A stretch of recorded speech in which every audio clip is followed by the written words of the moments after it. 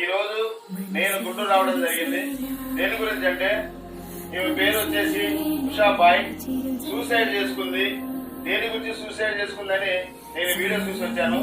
అన్న నా పరిస్థితి బాగాలేదు, నేను ఒక్కదాన్ని కష్టం చేయాలా, నేను మోసపోయాను, నా బాబు 10 సంవత్సరాలు, నేను ఒక్కదాన్ని కష్టం చేయాలా, వీళ్ళందరికీ పోషించాలా, పని లేని పరిస్థితి, రెంట్ కట్టలేని పరిస్థితి, నాకు ఇంట్లో భోజనం కూడా జరగలేని పరిస్థితి, నాకు ఆరోగ్యం బాగుండలేదు, నన్ను ఎవరు పట్టించుకోవడం లేదు. జనసేన పార్టీ దగ్గర కూడా 3 సార్లు ఎదుర్కొచ్చాను. అధికారులను కూడా నేను ఒంటరి మగ్గల కింద నాకు పిక్చర్ పెట్టమని కూడా ప్రతినాడాను. గవర్నమెంట్ వాళ్ళు కూడా ఎవరు పట్టించుకోలేదు. ఏం చేయాలో అర్థం కాక ఇంట్లో భోజనానికి లేక, రెంట్ కట్టలేక, బాబుని స్కూల్ పంపించలేక నేను సూసైడ్ చేసుకోవాల్సి వచ్చిందన్న. అందు గురించే నేను సూసైడ్ చేసుకున్నా అని చెప్పేసి బాధపడి ఏడవడం జరిగింది. ఈమె నాకొక్కదానికే చెల్లి కాదు, మనందరికి చెల్లేను.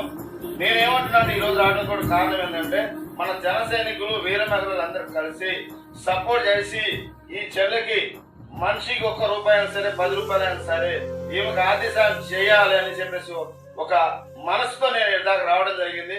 నా మీద కూడా నమ్మకంతో, మంచి మనసుతో ప్రతి ఒక్క జన సైనికుడు, వీర మహిళలు, మంచి మనసున్న వాళ్ళు కూడా ఈ చెల్లెకి సాయం చేయండి. నేను పైన స్కాన్ పెడతాను.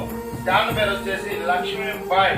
దయచేసి ప్రతి ఒక్కరిని వేడుకుంటున్నా, ఈ చెల్లెకి న్యాయం చేద్దాం, ఈ కుటుంబాన్ని కాపాడదాం. జై జనసేన.